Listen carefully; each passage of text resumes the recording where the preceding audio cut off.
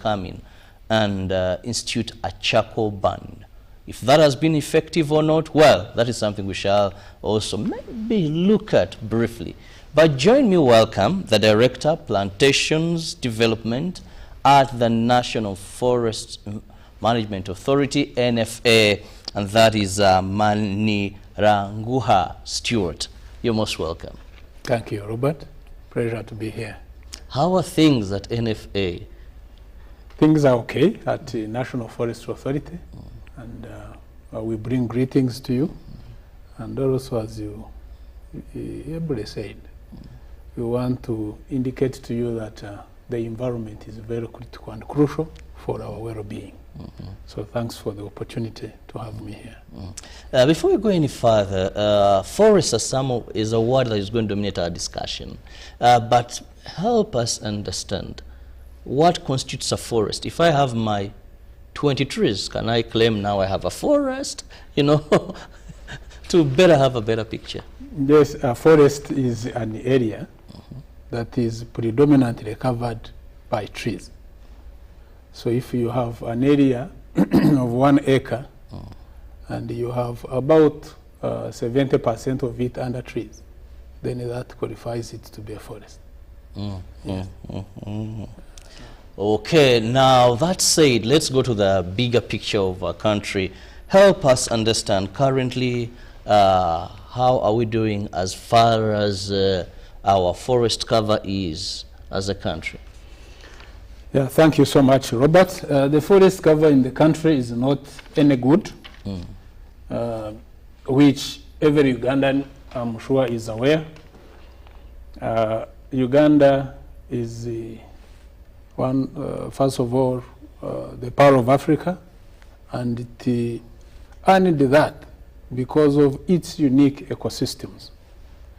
And when we run through, we are able to realize that the gift that nature gave us is kind of dwindling and calls for attention.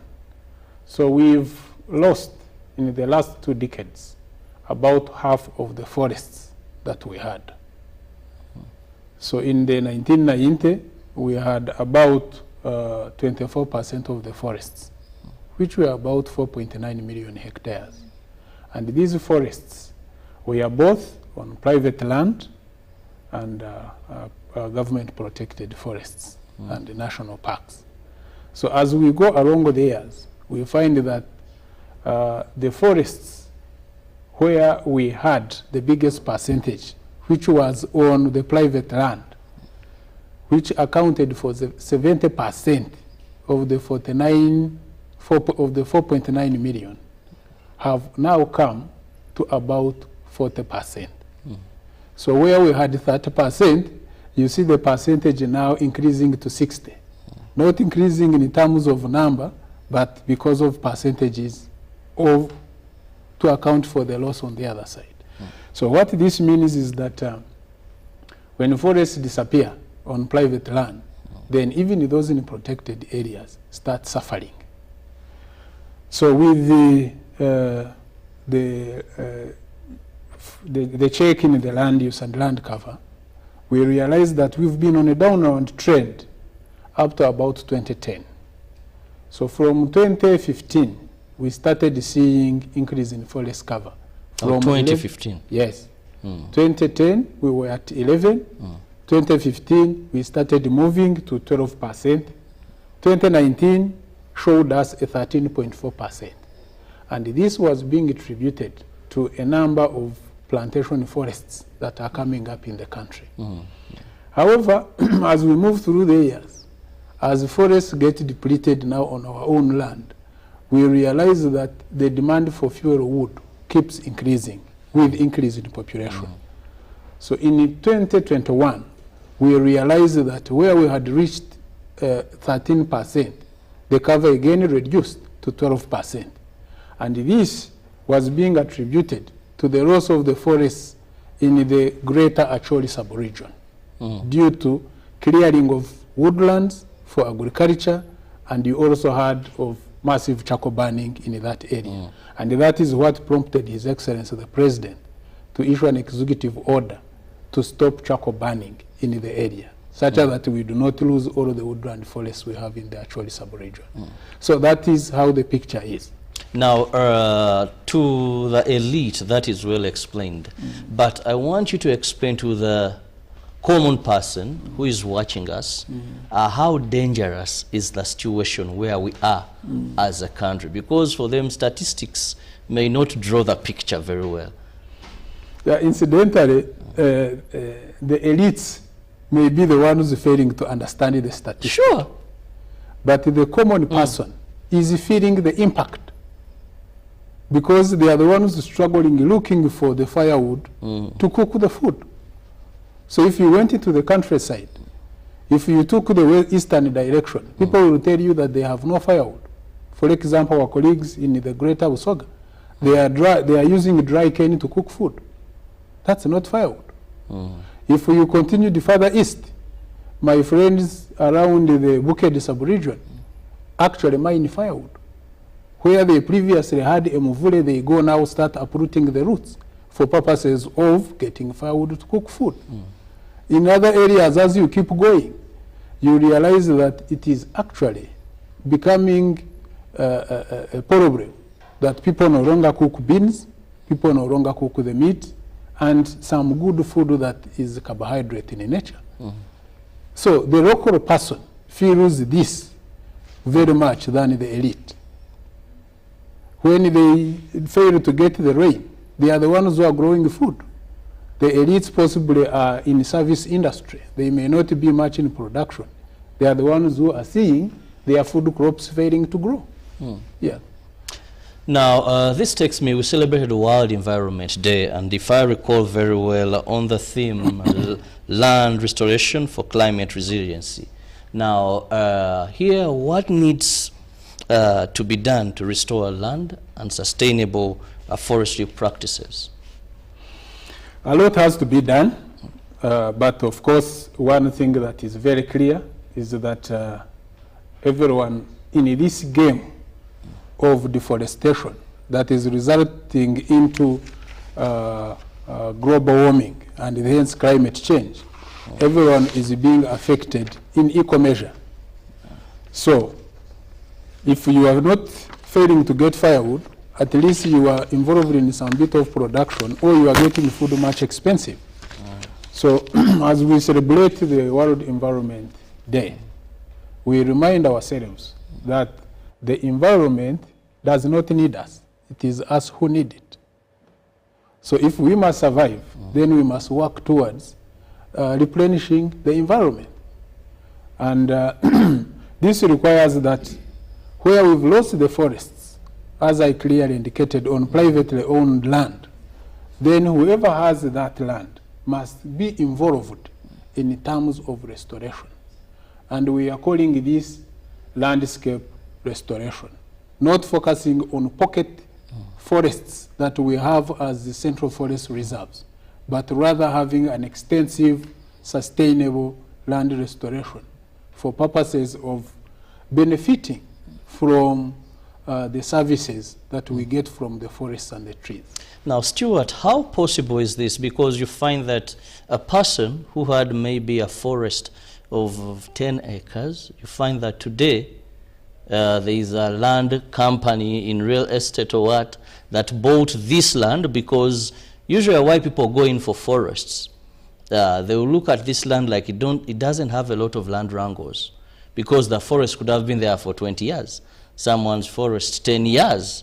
So they are sure that there are no squatters. So when a land or a real estate developer buys such a piece of land, he knows that he's going to have less issues to deal with. So when they buy, then they begin dividing in small plots, 50 by 50. If you look at most of these hills, we're having land people in this land business, they yearn for forests. Once it was a forest, so they will take away then the trees and divide, so in such a way that is eating up our country. Then how can we have anything to do with trees again? On the contrary, trees secure land. And the law, the National Forestry and Tree Planting Act, if you picked interest and read it, Section 27 clearly says that the ownership of the trees is by the landowner. So if you had land and you actually planted the trees there, anyone who comes to claim and the trees are really not theirs and they saw you grow the trees, you stand a better chance to urge out to this case than them. So the argument is that actually for you to deter encroachers and squatters on your land, don't keep it bare. Go and grow trees there. No one will enter there because it will be being utilized.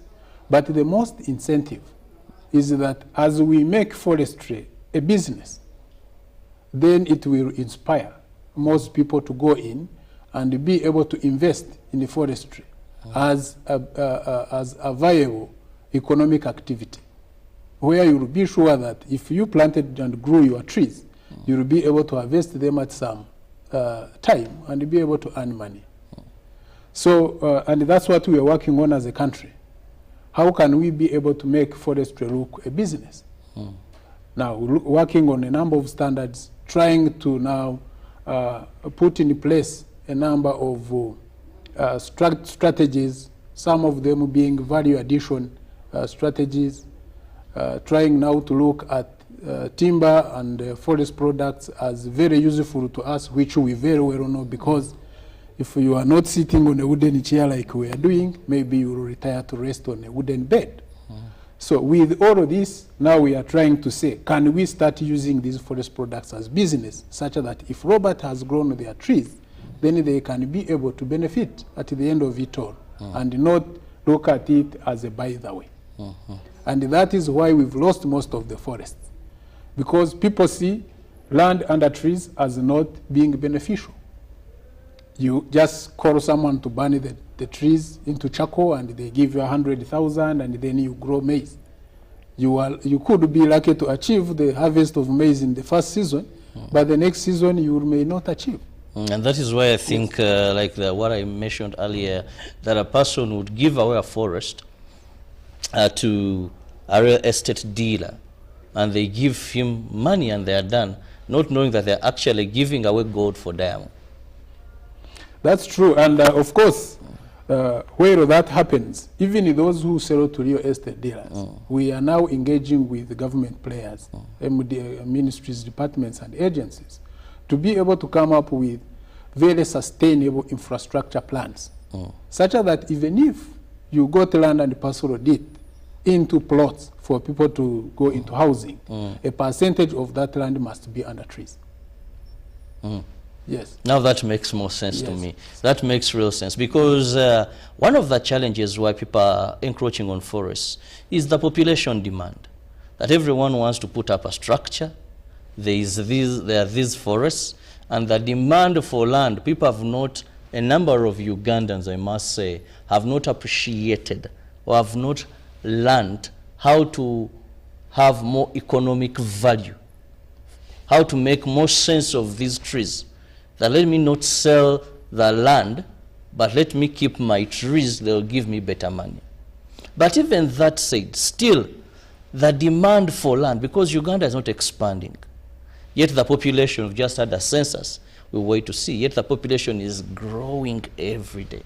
I've seen government at some level degazette certain reserves just to accommodate a population of people. So then how do we handle the population issue, Stuart? It's to me, it's a planning issue, not a population issue. I don't think our population is bigger than Chinese population.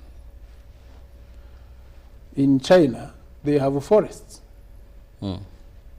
What we need to do here is to do infrastructure development very well. Here, everyone wants to own a house. So we are into lateral development. But we have an opportunity to do vertical. From here we are seated. The sky, you own up to the sky. All of that is your space. Why would you clear laterally, going horizontally? That's, of course, the cost to go up. But if we agreed as a country that we must do sustainable land use, then we must have those infrastructure plans that are so responsive to environment. The other issue is issue to do with roads. Where our roads are passing, we've seen a massive clearing of forests, you know, all of this. And now we have been able to come into that space. And we are working with the Uganda National Roads Authority. We are saying, you are actually the biggest land roads in this country. Can we have all the paved roads, planted trees on the side? Of course, being mindful that we also have utility lines that are running with the road. Can we then agree as a country and say, possibly the right-hand side of the roads are going to be dedicated for utility, electricity, water lines, and then have the left reserved for forests. And we know this is where we are going to have our trees planted. So those discussions are ongoing. But at least we've been able to achieve with the UNRA to planting trees on some of the paved roads. Then if we come to infrastructure, like now Kampala, KCCA, why should we approve an infrastructure plan for you to build the house when we are not seeing a percentage of trees that you are going to have on the land? Those are discussions we are with, and KCCA, as we checked, we are actually moving towards that direction. Then we shall remain struggling with issues of implementation, which I think Ugandans, actually, who are trying to construct, are trying to integrate trees into their home states, which really gives us confidence that we can still manage our population and live harmoniously with the environment. So there are some of the plans that NFA is doing to ensure there is afforestation of former degraded areas. Yes, that is part of it, of course, through strategic partnerships. We do those strategic partnerships, identify the players, work with them, enter into their space, give the technical guidance, and then create all of this awareness so that we can utilize all the available space that can accommodate trees. Yeah. Well, buying a tree seedling is one thing. Planting it, looking after it, and see it mature is also another thing. NFA, I want to thank you so much because you've run so many campaigns regarding tree planting. As a journalist, I've escorted NFA, Rotary, many people, many groups of people are going to plant trees. Traditionally now in Uganda, if there's an introduction, there must be a tree planted or you come with a seedling. But Stuart, let's look at how do we ensure that we are not only focusing on we plant, because yes, for government, for NFA, you plant and look after. But this tree planting, many times we plant, but these trees don't grow. I've seen many, the Pope comes, he plants a tree, that His Excellency visits, now members of parliament. There's that thing of planting trees. And I want to believe if all these trees were growing since the campaign, I think we've had about 3 decades of this campaign, we would have reached very far. But many are left unattended too. Many dry, many never live to see their first birthday. Groups have gone out to places, planted trees, and when you go there after a year, there is nothing. Robert, you are very right, and that is so much bothering, because ideally, when you look at our budgets, annually we are raising about 20 million seedlings, which we are giving out to Ugandans to go and grow. And I like the way you've put it. Planting is an event. And a tree cannot be subjected to an event. Trees should be subjected to growing. So that is the challenge we've been suffering with.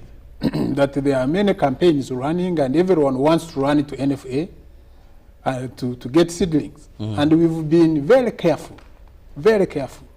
If you come to ask us, for example, Robert, for 5,000 seedlings, and you tell us you are going to plant them, and we are not satisfied with your sustainable management to ensure it grow, we shall not give the seedlings.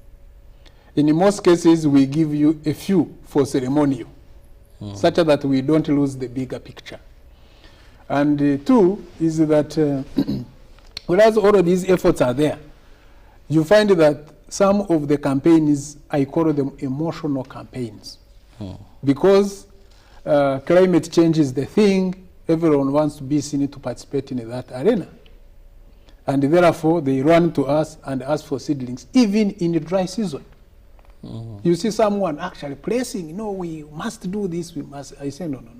We can only give you one seedling for the chief guest.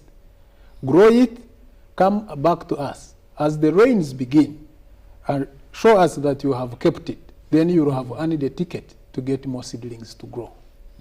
So that's what we are doing. But of course, it becomes more unpalatable to some of the partners we are working with, some of the NGOs and all of these campaigns that are ongoing.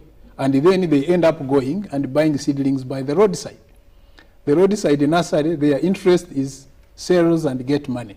But for us at NFA, we are concerned about growth so that we are able to have the value for the seedlings that we raise. Yeah. Well, we're still looking at the role of forests in sustainable development. Have you planted a tree since the year began? If you have, which planting is an event, have you taken care of this tree to see it mature, to ensure that we have our vegetation cover improve? Well, we'll be going for a short break. When I return, I and my guest, we are still discussing forests, and of course, we'll be able to let you also know how best may be what NFA has that you can match in there, convince them, and get some seedlings to plant. Let's return.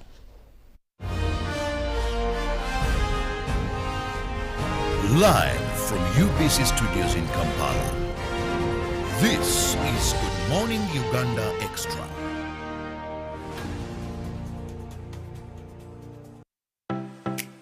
UBC is the national public broadcaster. We educate, inform, entertain, and inspire our audiences. You can watch us on free-to-air channel 001, DSTV channel 282, GoTV channel 371, Star Times channel 201, Zuku TV channel 20, and Azam TV channel 350. Even when your subscription expires, you can still watch UBC for free on your pay TV platforms. Once upon a time, there lived identical twins who gave birth to beautiful princes and princesses. Their mothers gave their babies' bodies a lot of care by applying on their skin with baby Junior jelly. Though dried their chariots and everyone would admire their glowing skin. Fun fact, baby Junior prevents diaper rash, dry and sensitive skin. Moms all over Africa love baby Junior jelly. Baby Junior's the skin. No more worries anymore. Baby Junior. Baby Junior. Junko. Yo. What you go? Check the shopping, man. What's your secret? Uganda, haven't you heard of the parish development model PDM? Yes, I did, but I thought it was just a talk. No, Sebatia. It is real. I and a few friends together formed a circle, accessed money from the PDM, invested in a portrait project, and now things are moving. Junko. I thought I was one of your friends. You are. But you left me behind. I didn't leave you in poverty. What you do, just visit your LC2 chairperson and your parish chief and start the process of economic transformation. Just like that. The parish development model is an initiative from the government of Uganda through the Ministry of Local Government designed to transform all lives of Ugandans for the better. PDM, my parish, my development, my life.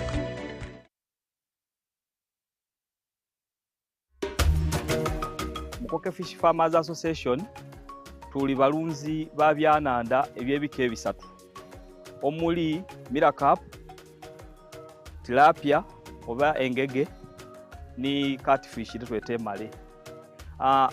Group eno twatandika twali abantu basatu nga tulingirira obwetaavu obwebyenanda obwivwa eno okubona nti tufuna okasente akava mu maadi agali gatambula butambule nga gatubita ku wano ng'ekirabo. Twatandika ni fish pond ndala mu mwaka gw'e2018. Twebaza fisheries officer ni district ya Bugiri babanga batulagirira kusaani fish farm ebwikwe side day dindeyo twabanga tusobola okufuna kwetusaako obugege obwasooka era mu mwaka ogwali 2020 awo basobola okuba nga batuwaayo ebyenanda emitwalo $4 okuva mu operation werese creation era okuba ayongerezaako emmere yatuweebwa okuva Uganda Poultry Breeders. Twasobola okuba nga tusoloza akasente akawerera obukayire nga 42.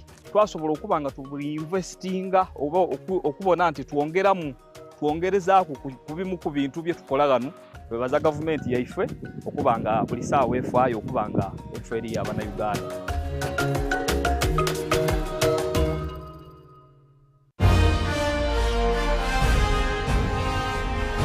Live from UBC Studios in Kampala, this is Good Morning Uganda Extra.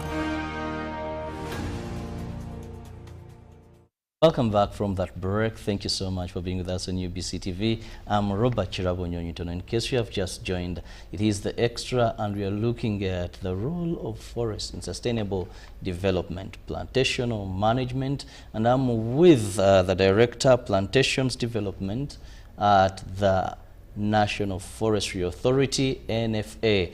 That is Maniranguha Stewart, with whom we are discussing forests. And even before we go any further, let's first re-echo the role of forests in sustainable development. For someone maybe who could have just joined us, why are we talking forests this morning? Thank you so much, Robert, and the viewers. The forests play a very critical role in sustainable development, and Uganda is also trying to harness that part to be able to achieve its development agenda. And there are 5 major roles of forests. One is that forests are able to provide to us timber, firewood, charcoal, and also they are able to provide to us food. We have eaten food from forests. Those who are growing, jackfruits, mangoes, all of those are trees that are able to give us food. And that is very, very key, that everyone gets to know that these provision services are very critical for development. Because if, like we have been discussing, if you are able to have the products from the forests, then you can be able to either utilize or sell and be able to earn money. Development moves around economics. So if you are able to earn and spend, then you are able to participate in the development agenda. The other issue is that they support. Forests play a very big supportive role in the health sector. First of all, we know the air we breathe is oxygen, and it is very, very much critical for our well-being. And this oxygen is an air that is breathed out by the plants. So while you remember during COVID how much expensive oxygen was, imagine if every Ugandan moves with an oxygen container, how much would one be paying to be able to breathe? So those are the roles of trees and forests. Then forests and trees also support the energy sector.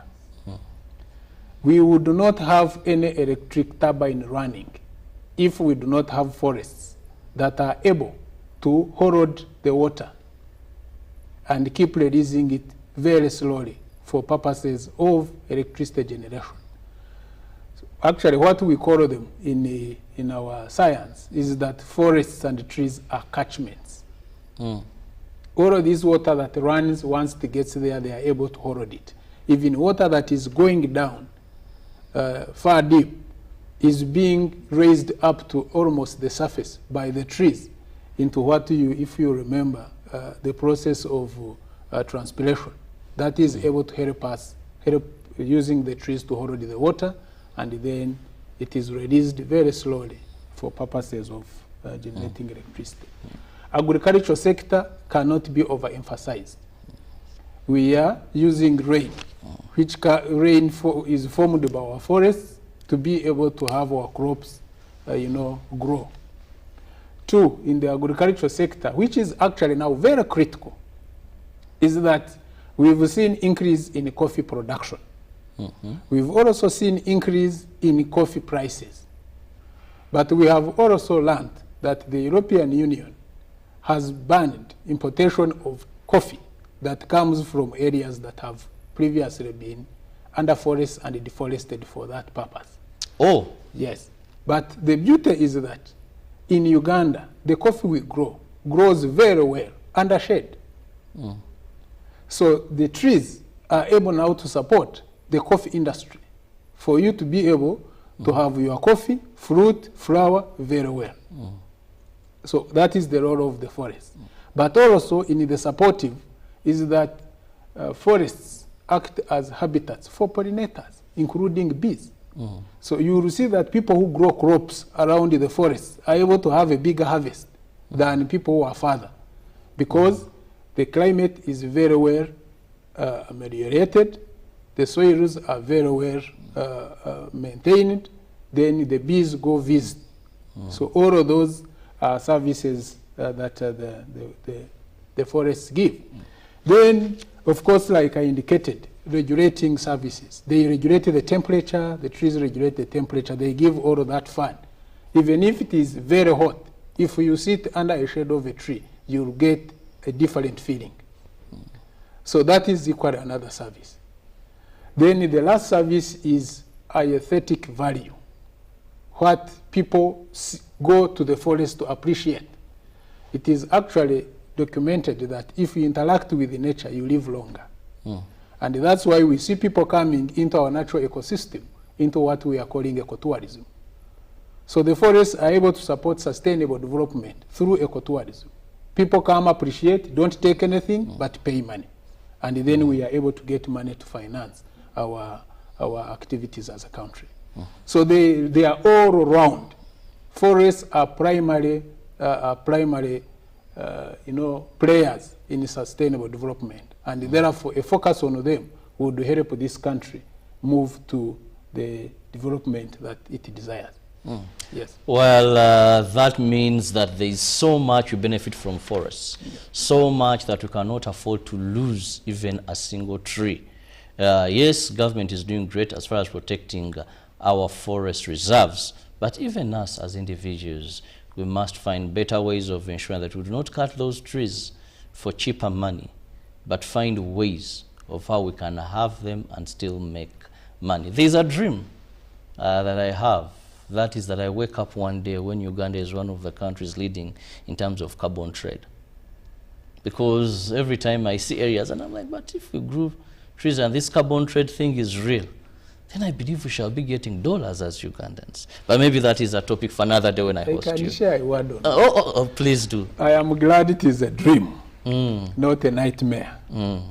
So your dream is not far-fetched. What has delayed Uganda to benefit from the carbon trade is the regulatory framework, which we are trying to work on. We have the act in place, and we are working on the regulations to guide the business in carbon trade, which I'm sure may come out as soon as possible. And once we are there, I can tell you, no one will beat us within the region, except maybe Congo, in terms of carbon money.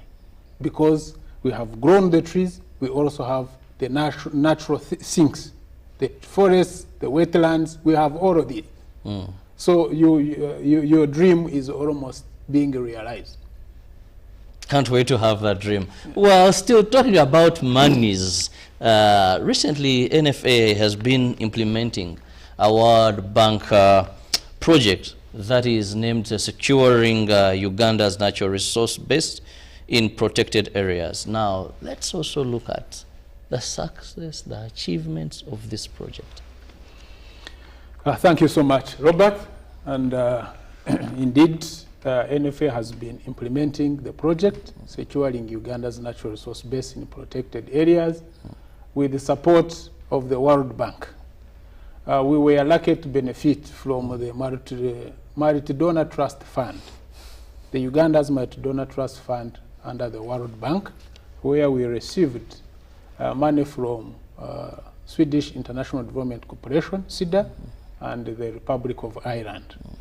And this was to a tune of about $4.6 million. This project was being implemented by National Forestry Authority and Uganda Wildlife Authority.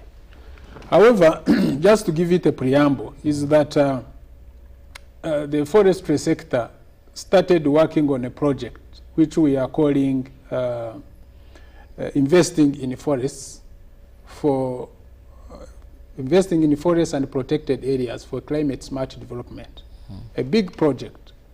And this project somehow delayed to take off because of COVID-19.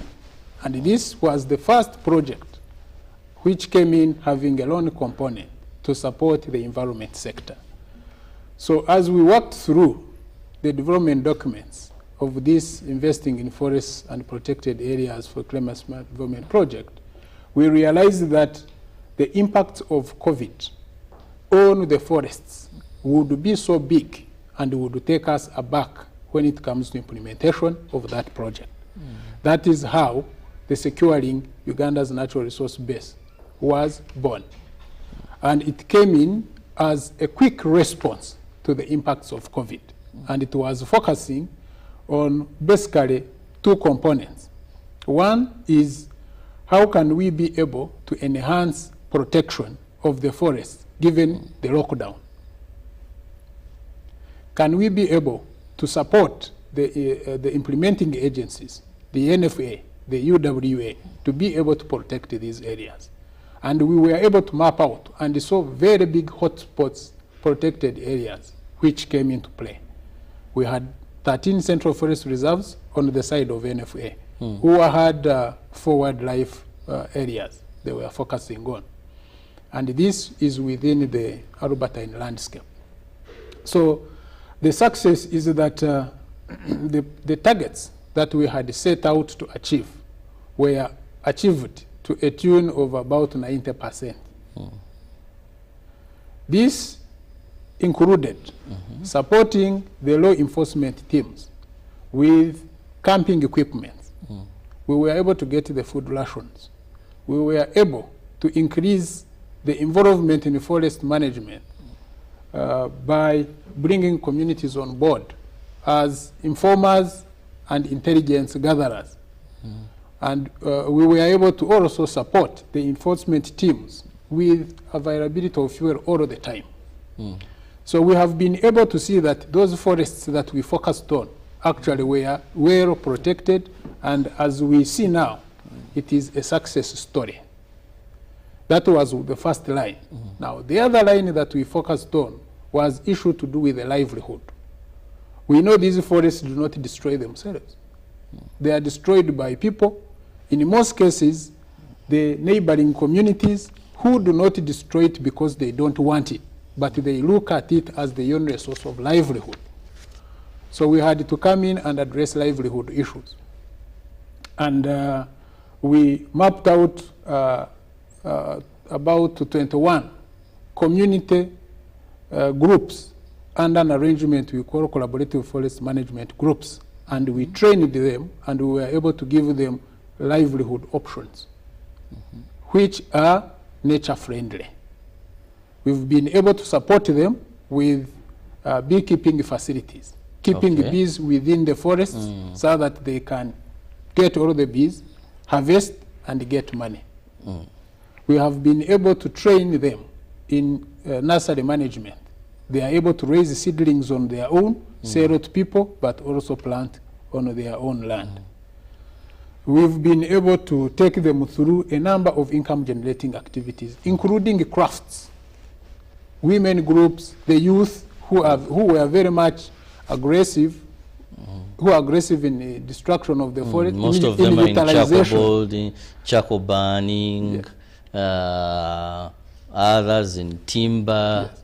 So if that is their livelihood and you're telling them, no, we need this tree there, I understand you must give them a substitute. Yeah, which was actually done. Women were focused on crafts. Now the youth were trained in motorcycle repairs. They were taken through